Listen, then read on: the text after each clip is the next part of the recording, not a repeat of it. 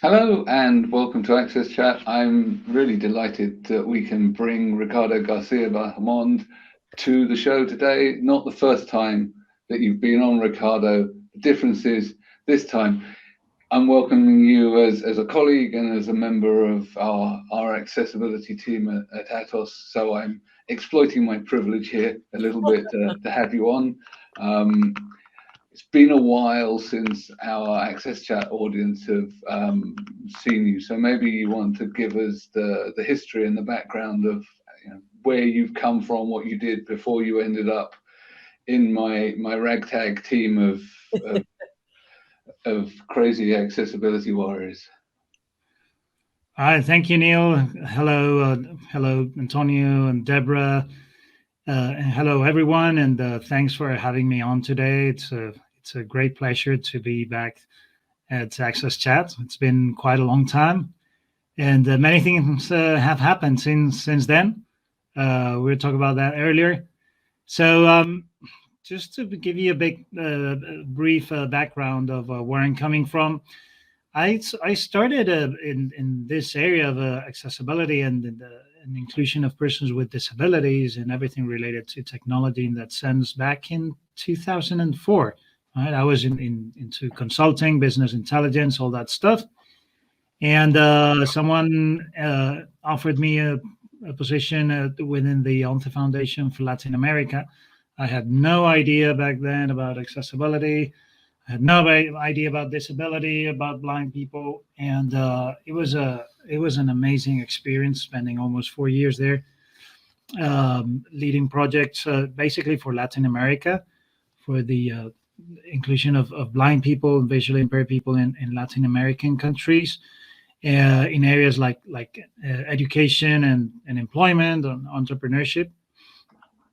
And then later stage, I moved on to other areas within the foundation business group mainly, and that's where we started doing all these projects for the in the European Union space, but also started exploring what was going on in the U.S. Right, so that's back in 2010 and 2011, more or less. What's going on in the U.S. Right, so I remember traveling to Washington D.C. back then and meeting and reaching out actually to someone, Katie Harridos. She was the first person I met in the US, a well-known accessibility expert, very, very respected. And she introduced me to Deborah. And that's how all this started. We, started talking and getting in touch with other people in turn, and being introduced or introducing each other to more and more people, and exploring new possibilities in the US. So that was late 2015 that I was offered a position with Georgia Tech at AMAC Accessibility with Dr. Christopher Lee, and in Atlanta, Georgia. So I moved there and stayed there for 3 years. And so Deborah and I, worked together in several projects, and it was really an amazing opportunity and great learning experience, and being able to work with so many universities and organizations in the United States, sharing knowledge, but also learning, as I said, a lot, and also having the opportunity to talk about this in many different international venues, right? Like Enabling Summit, but also Access Israel conference, and many others here in Europe, and also in Latin America. And in 2018, I moved back to Spain, and since then until just recently joined Atos, I worked as a consultant, as an independent consultant for many different organizations like the International Telecommunications Union and the ILO and the G3ICT as well, projects for the World Bank and projects for different governments, and all of them around accessible digital accessibility, inclusion policies. So as I said, I joined back in just last November. I joined Atos, as head of accessibility and digital inclusion in Iberia, supporting everything in that area in Spain and Portugal. And very excited to having joined an amazing team of experts, Neil, Antonio, and many others. Mm-hmm. And it's a really challenging effort that we are trying to spearhead here, but very exciting at the same time. Lots to do, and I'm totally positive about what we are going to be able to pull out and make possible here in Spain and also in other countries. Yeah. So that's pretty much in a nutshell what I've been doing in the last few years. I would like to. Yeah, I'd just like to make one comment. I know they need to mute me, but one thing that I love about your background, Ricardo, and you are definitely a very dear friend. I love your wife and your son, but I love that you have a background working with an NGO that's really focused, a global NGO, ONCE, that is focused from that perspective. Then you worked for one of the largest universities in the world, and then you were also an entrepreneur, and now you're working for one of our largest corporations. And I'm fascinated by all of those experiences and how good that is for our industry. But I also want to say, I sort of bullied Neil to have this conversation, because one thing that I'm seeing is, once again, as we have the beautiful, valuable 500 and all those corporations committing to us, as well as Atos, how do we really do this? Because what I'm seeing most organizations do is, if they do have a person for accessibility, it's usually just a collateral duty. Or if you're lucky to have a little team, you're just focused on accessibility testing, which is great, but it's not big enough to really move us forward and really include us, meaning the community of people with disabilities. So I asked Neil if we couldn't just talk about the team that he's putting together. And I just want to say that I was confused when I first met Antonio, because Antonio is not who I normally see in the accessibility field. And Antonio, I'd never seen anybody as good on social media as Antonio. He's taught me a lot over the years, but I was fascinated that Atos would have someone like Antonio on the accessibility team. And now others have followed your lead. We see it at Google, we see it at Amazon, we see it at Microsoft, Verizon, where people are saying, no, we really need somebody in the marketing and branding, but not just to tell us a bunch of crap, but actually engage us in the conversations. So I just wanted to interrupt and say that. So back to you, Neil. So, well, thank you. I mean, I think that the thing is that we want to achieve systemic change, because you can fix the accessibility of a product, or you can change the systems that make those products. So I've spent a lot of time trying to build a team of people that are communicators and connectors and ideas people and leaders. And for me, that's one of the things I'm looking for, people that can really add value. And I'm particularly attracted to people that are a bit different and are prepared to take risks, that have unusual profiles. I think that's something I'm a bit like a Pied Piper for that. But I do also think that we want to go beyond just testing. We want to go to creating that a little bit. Framework. What do you mean? I know what you mean when you say that, when you say, I want to hire leaders, I want to hire people that are looking at these things a little differently. Do you mind just grounding that comment a little bit? And I would just use a word like Alexandra, for example. That's a name. That's a name of a person. That is, but I'm just saying, Ricardo was one of the first people I ever saw in my field, and when I was in the field, that was trying to connect all the dots. And I was fascinated by him. And it was like, I was so glad Katie introduced us.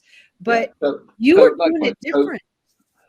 So why am I interested in people that have a different perspective? Well, because we haven't got anywhere by taking the same route. So I want people that can look at things differently. I want people like Ricardo that are ultimate connectors.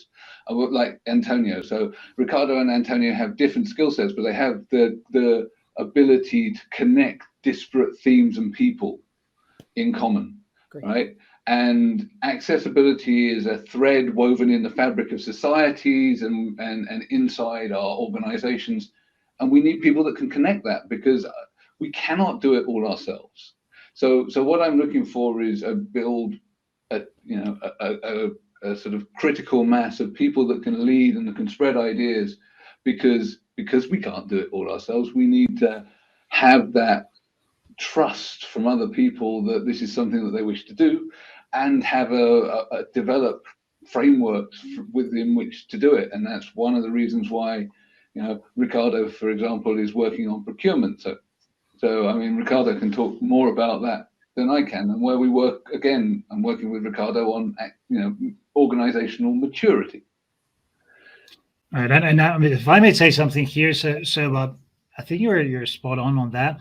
We talked many times. We said in all these international events, we're preaching to the choir, right? Because it's always the same, new places, same old faces, or not actually new places either, right?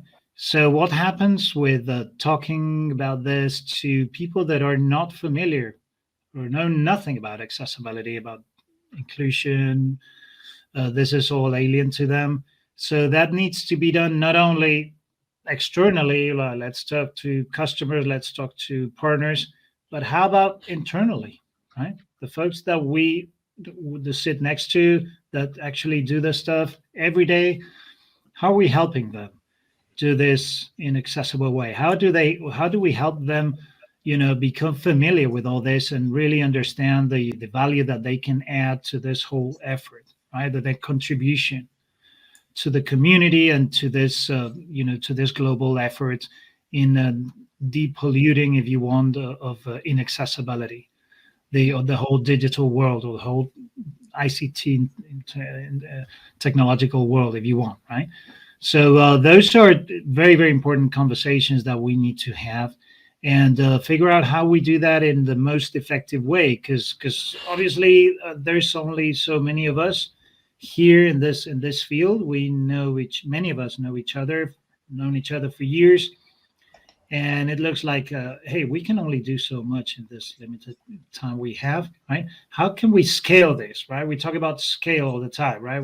So we see all this 10x let's say current going on, the exponential organizations that are growing at 10x rates. How can we do that? How can we achieve that with accessibility? Is there a way to do that? Because we see at the same time, we're seeing that the pace of digital transformation, that's what we do at Atos, is picking up tremendously. But how accessibility or digital accessibility is it picking up the same pace? No. I mean, you just need to compare stats out there, or even web searches. This is not scientific, but you can just see that by comparison, the degree of interest in one thing or the other, right? In terms of, okay, I want to take on a digital transformation strategy, because it's obvious, everybody's going digital, it's important, everybody's talking about that, right? I can't be out of that, right? But how about accessibility? That is so important. That's such an important component. So everybody's got to have interiorized the importance of data protection, cybersecurity, all these things, right? How about accessibility? It's not, let's be honest, it's not perceived as important, or as with a risk associated to it as the other issues, right? And at the same time, we can see it as everything that has to do with disability inclusion. We can see that other, let's say, inclusion items like gender, of course, like LGBT, like ethnicity, and of course, all the environmental stuff. All that has been interiorized in most countries, right? At least I would say in the West, but also in most countries worldwide. Most countries are taking steps, or at least have acquired this conscience or awareness that all this is important. We're the 21st century now. But how about disability? How about accessibility? What's going on? Why isn't it following, the same pace? So all these conversations are the ones that we need to have with people, with our teams, with our colleagues, the people that we work together with, sit next to, and obviously to be able to talk about this out there in the world. Yeah.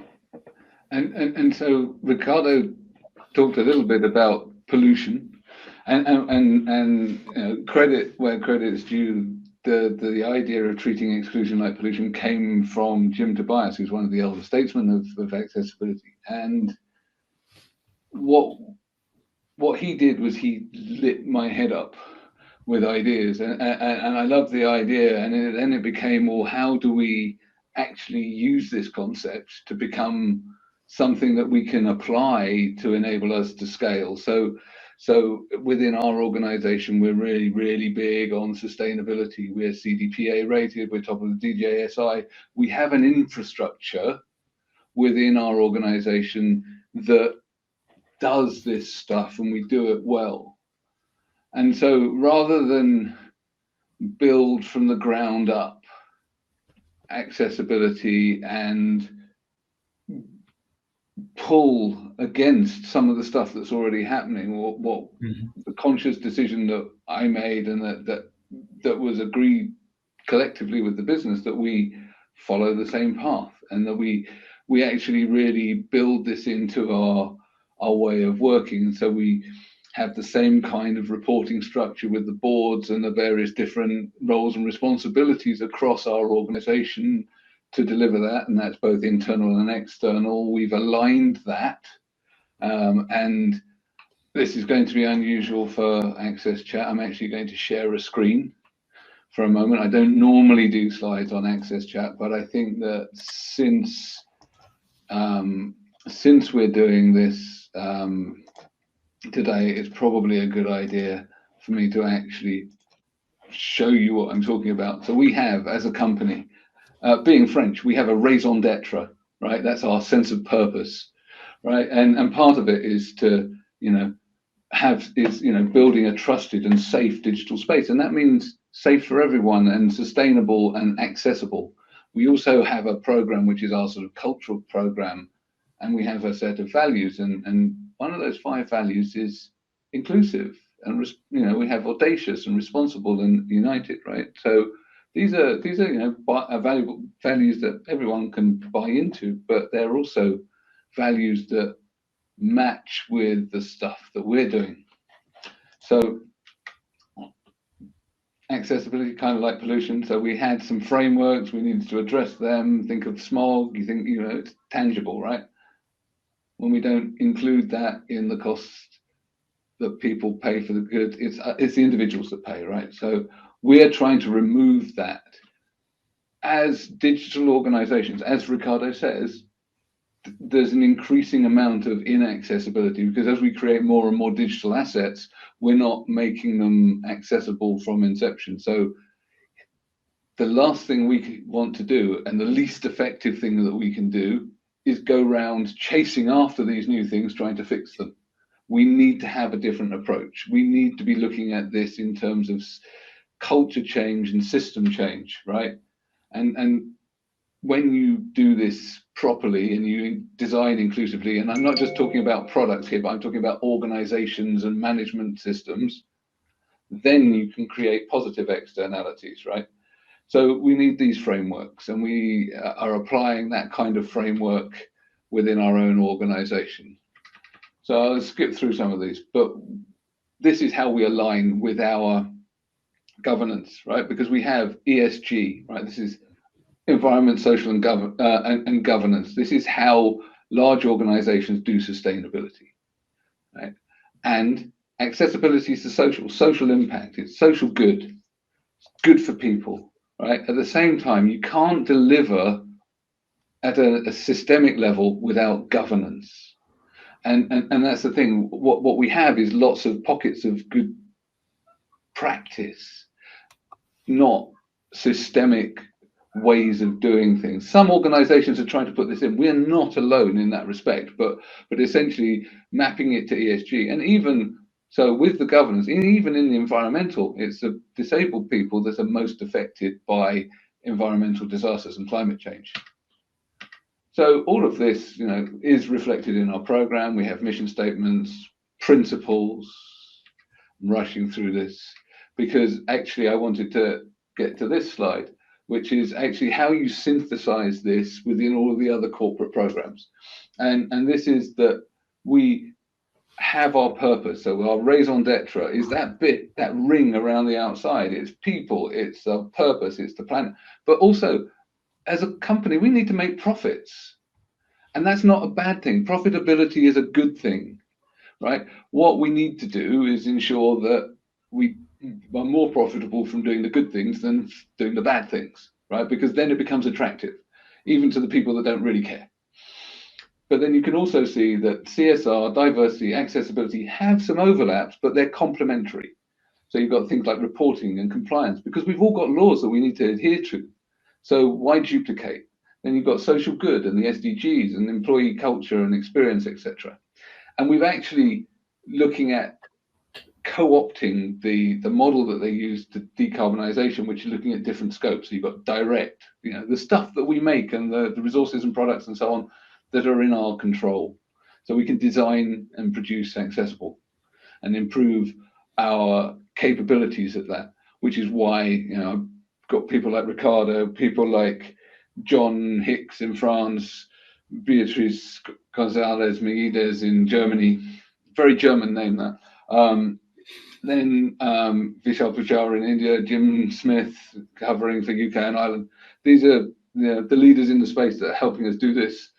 And then we've got indirect. So we're looking at procurement, like Ricardo mentioned before, trying to get our suppliers and our partners to do this. And then influence through things, actually like the Valuable 500, through the ILO, through outreach and communications and our networks, to influence the whole value chain so that we're creating not just systemic change within our own organization, but within the ecosystems. And so that's what's sort of floats our boat, if you like, and how we really sort of address it and are trying to address it within our organization and with partners and outside. So if you wanted to know why the team that we've built is quite different, this kind of explains it.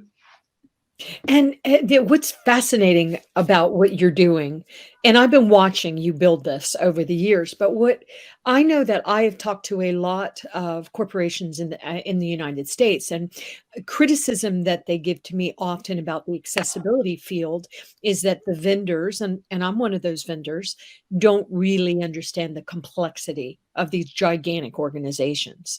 And they just don't understand that, for example, just because you're a chief accessibility officer and you tell a business unit to do XYZ, yeah, they're not going to do it. So I worked in large corporations for years before I became an entrepreneur, for years. So I understand how corporations work. Everybody thinks, oh, you're a $1 billion corporation, Atos, give us some money. It doesn't work that way. And so I'm fascinated because what I'm seeing often in the States is we're just looking at it from compliance. And by the way, we need to be compliant with our laws. I agree with what you said, Neil, but we need to be more creative in these, because accessibility and inclusion can be very beneficial to a corporation and their clients. But I don't see other groups doing what you're doing. There are a few groups that I see. Google's doing some very interesting things. Microsoft is always interesting. But I still don't see the innovation coming from the accessibility teams, from the corporations or from the vendors, not the innovation. And I'm part of the industry. I'm talking to myself too. But I thought it was so interesting, though, how y'all are doing it. Because, Neil, why did you bring Antonio in? We'd never heard of anybody from marketing coming into this. Sorry. But let me comment on something that you said. We need to learn some lessons, some failures that we had over the last 20 years in the area of diversity. We are talking about diversity for so many years, And sometimes it always seems that we are starting, you know. So a fancy job title is not going to make an organization change, even if that looks really nice for PR. You need to gain internal reputation. You might not have that fancy job title, but you have that reputation. And if you have that internal reputation, people will do things. And that internal reputation is sometimes more important, repeating myself, than that fancy job title. And you need to be there to help people. You cannot just go away and dictate people what to do. You need to convert them and convince them. You need to be a friend. You need to be there for them when they need help. You need to support them. You know, they have the journey, and you need to understand that. Yep. No, I fully agree. I think that if I can go back to Deborah's question as to why, Antonio, well, because again, I like people that are curious, and you know, we live in a state of constant and accelerating change. People that are naturally curious, that naturally connect to people, are going to be the key to organizational survival, right? Forget accessibility, just the key to remaining relevant. So that's why, I mean, I was interested in what Antonio was doing, and we connected on some shared values, and I was super interested in social media because actually, again, wanting to connect with the community and bring these things together, because you can't do them alone. So I saw the value in his knowledge and his curiosity, and which is why we started working together, and how we ended up forming Access Chat with you. And likewise, it's that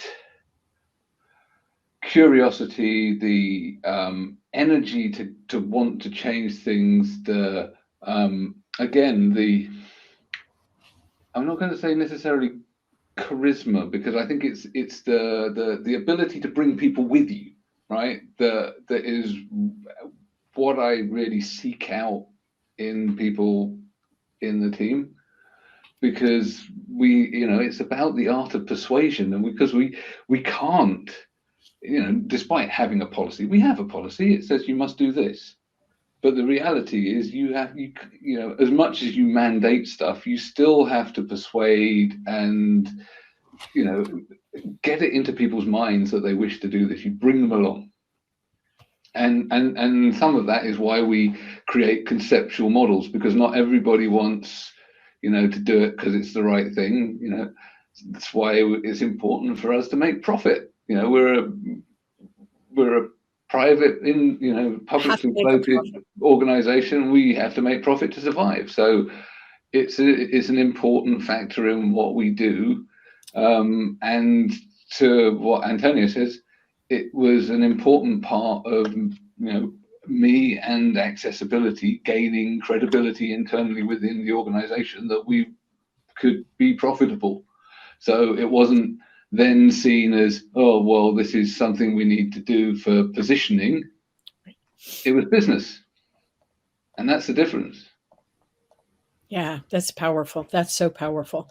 And other corporations like learning from corporations. I know that working in a corporation many years, and also being an entrepreneur, a small entrepreneur for gigantic corporations, the corporations are always worried, appropriately, that the small vendors aren't going to be able to meet all their needs. And also, I think a mistake we also make in the accessibility field is telling corporations like an Atos that has, I don't know, 200,000 employees all over the world. I can't even, how many countries you're in, all the cultures that have to be considered, all the diversity and equity. And I just think we think about accessibility too small, which is why I'm fascinated with the Atos team. And I give a lot of credit to you, Neil, as the leader of the team, but also I give credit to some of your bosses that really supported you, that are now at other gigantic brands. So what's going to happen with those brands? Because they know accessibility and inclusion is important. So Corporations need to learn from other corporations. That's one thing I loved when Antonio at the beginning at Access Chat, he kept bringing Siemens into the conversation. Siemens. And I was fascinated what Siemens was doing, especially when they were focused on really making sure that they were supporting women.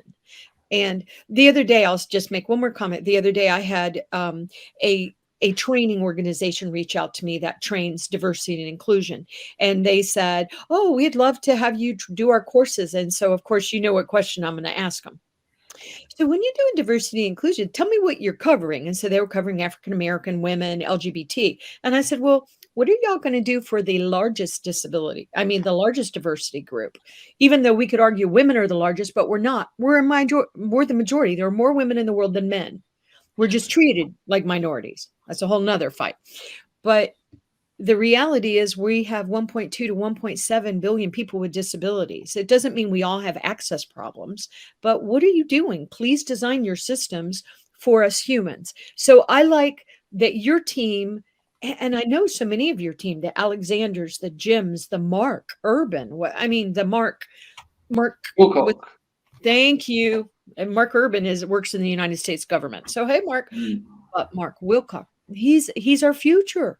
So I just love how you're pulling this together. And if y'all don't exactly know what we're talking about, go back and watch some of the Access Chats where we featured some of his team, because Ricardo's new to the team, but Ricardo's not new to our industry. He's been a global leader for years.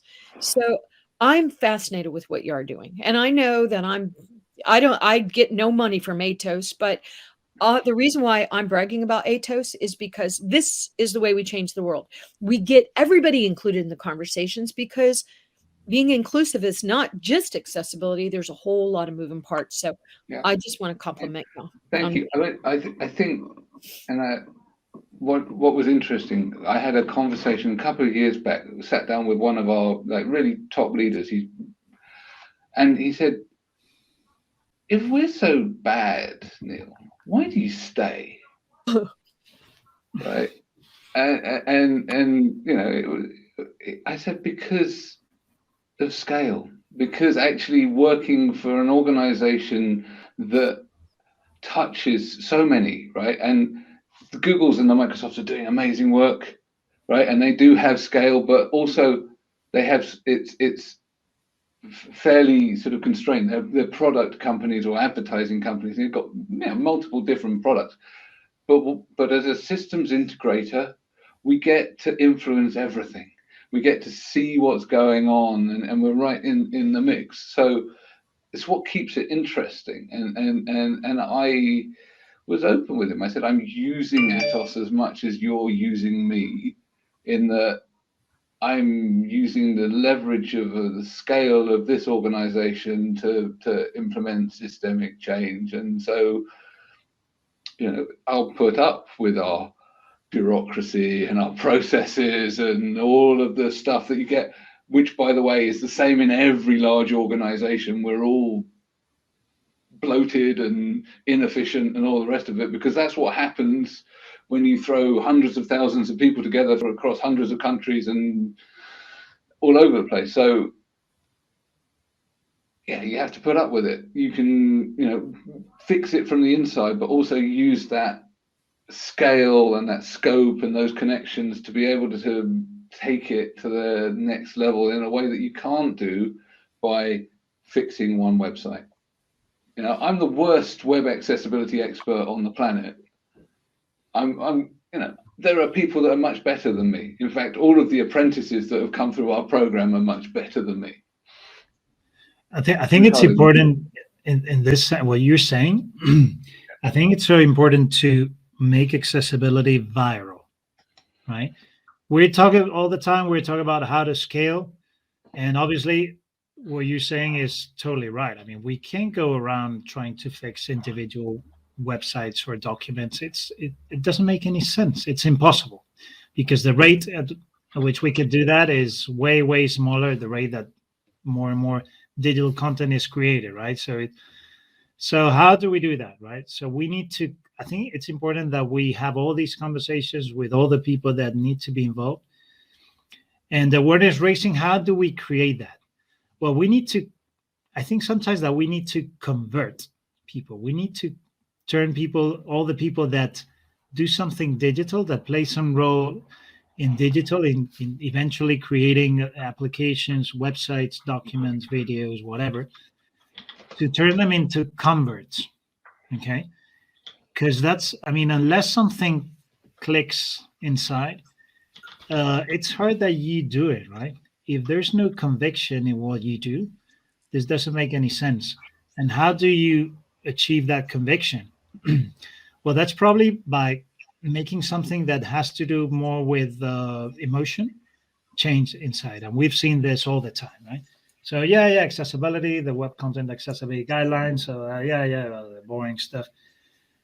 And when you show an example of a person with a disability that finally can do something, it's like, oh, this is so important. Now I get it. Yes, we really need to work on this, right? So it's the emotional, the emotional cog there inside all of us that clicks, right? That triggers everything else, or may trigger everything else, right? So how do we make that happen at scale with all the people that actually play some role within a workflow, creating, authoring content or approving content, designing, right? The task is huge, but I think it's actually the only way, right? To generate the critical mass of awareness among the community of people working in digital. It is the only way. I agree. It's the only way. Make a change. And add that, and Antonio, there is a critical piece because of communications, right? How do you communicate that so that it pierces you? It pierces your emotional cog. I know that we have many friends and people in our networks that run accessibility events, but for me, that's not the place where the people that want to make change usually go. Correct. So we need to be able to be at places where decision makers go, attend, and because they are the ones that we need to talk with, where they can then, when they go back to their organizations, they can go from the top down and say, oh, we need to do this. So instead of having a lead of accessibility trying to make an internal case, internally, it's better if it's someone that leads an organization that goes down that organization and asks, please do this, please move in this direction. I think it helps when you are able to, when you succeed on that matter.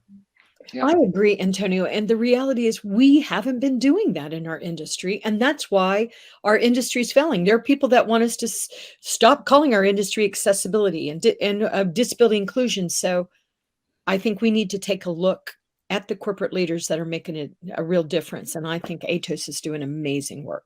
So I'm sorry to brag about you, Neil. Sorry. Well, it's not just me. You should be. I know. It's not. I met your team. I was the whole team, right? And then, they're just the ones you've met because there are a whole bunch more. But everyone I've met have blown me away because I'm going to use your word. They were curious. And I'm a very curious person. I am so curious that I'm sure I'm obnoxious, but yeah. So kudos. And I know that we've gone long. So I want you to make sure we thank our sponsors and supporters, but also Ricardo, we want to give you, last chance to comment too, but welcome to the Atos team also from me. Thank you. I'm excited about what you're doing, and that's why I really needed to twist Neil's arm to do this one today, because he's like, oh, we don't want to brag, but I need y'all to brag because I want the other companies to see what we're bragging about, because this is the way forward, which is what Ricardo said a little while ago. Well, thank you, Deborah. Thank you so much for your kind words. And I'm looking back at when we met like 10 years ago or something or more. And this, when this whole conversation started and all this, links and all these dot connections started. And all that's been created since then through all these relationships and all these connections. It's so amazing. One day we are making progress. Map that out, right? Because that's... Yeah, we are making progress. Yeah. But we're doing really proud of that, together. together. Yes. Well, Absolutely. Yeah. All of us, the whole community, and how it's grown, right? And all of us contributing in one way or the other across the world, right? And you see all the conversations that are going on right now with the current situation, unfortunately, East Europe, and people getting on the move and helping and lending a hand. And it's amazing. Right. And this is the way we do it together. So Neil, we'll give it back to you so you can thank our supporters. Thank you, Ricardo. Thank you, Deborah, Antonio. Thank you, my clear text, for keeping us captioned. Great conversation. Hope I didn't monopolize it too much. Really passionate about the topic. So thanks, and look forward to taking this to Twitter on Tuesday. I agree. And I will say, Neil, that I know it's not fun to brag but the reality is we need to tell the stories, because we all know, sorry that Atos is getting all this positive conversation. But the reality is we have got to figure out how to move forward so that everybody's included. I think that how can y'all not, everybody's got to know this, right? With all the losses we've sustained, the pandemic, the war, we must be the change we want to see in the world. So I thank your team for doing that. Thank you.